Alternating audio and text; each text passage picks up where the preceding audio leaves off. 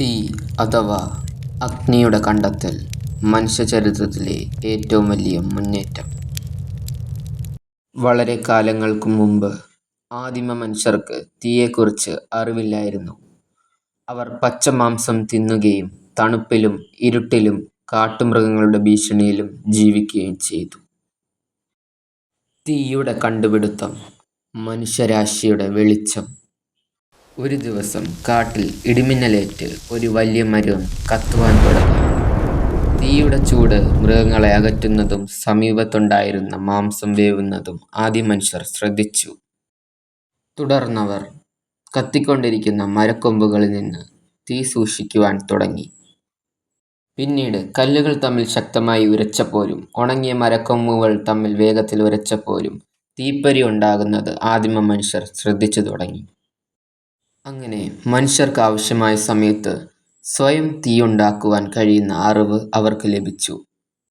അഗ്നിയുടെ കണ്ടെത്തലിൻ്റെ ചരിത്രം. Stone age കാലഘട്ടത്തിൽ ഹോമോ ഇറക്ടസ് എന്ന ആദിമ മനുഷ്യവർഗമാണ് ആദ്യമായി അഗ്നി കണ്ടുപിടിച്ചത്. പിന്നീട് ഹോമോ സാപ്പിയൻസ് അഥവാ ആധുനിക മനുഷ്യൻ ഇത് കണ്ടുപിടിക്കുവാനിടയായി. ഹോമോ സാപ്പിയൻസ് തീ ഉണ്ടാക്കാനും നിയന്ത്രിക്കുവാനും കൂടുതൽ മെച്ചപ്പെട്ട രീതികൾ കണ്ടുപിടിച്ചു. ഇത് അവരുടെ ജൈത്രയാത്രയുടെ തുടക്കമായിരുന്നു. ഹോമോ സാപ്പിയൻസ് വന്യമൃഗങ്ങളിൽ നിന്ന് സംരക്ഷണം നേടുവാനായി തീ ഉപയോഗിച്ചിരുന്നു. ഹോമോ സാപ്പിയൻസ് കല്ലുരയ്ക്കുകയും തീ ഉണ്ടാക്കുകയും ചെയ്തിരുന്നു. അതിനുശേഷം വിറകുകൾ കൂട്ടിയിട്ട് കത്തിക്കുകയും ആഹാരം പാകം ചെയ്യുവാനും തുടങ്ങി. ഇതവരുടെ രുചിയെ വർദ്ധിപ്പിക്കുകയും ചെയ്തു.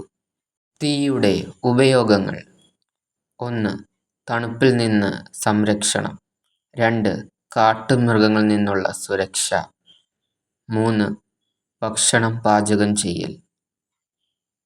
തീയുടെ കണ്ടുപിടുത്തം മനുഷ്യൻ്റെ ആഹാരം, ഉന്നമനം എന്നിവയ്ക്ക് മുതൽക്കൂട്ടായി. ഇന്ന് നമുക്ക് ഒഴിച്ചുകൂടാനാവാത്ത പഞ്ചഭൂതങ്ങളിൽ ഒന്നാണ് അഗ്നി.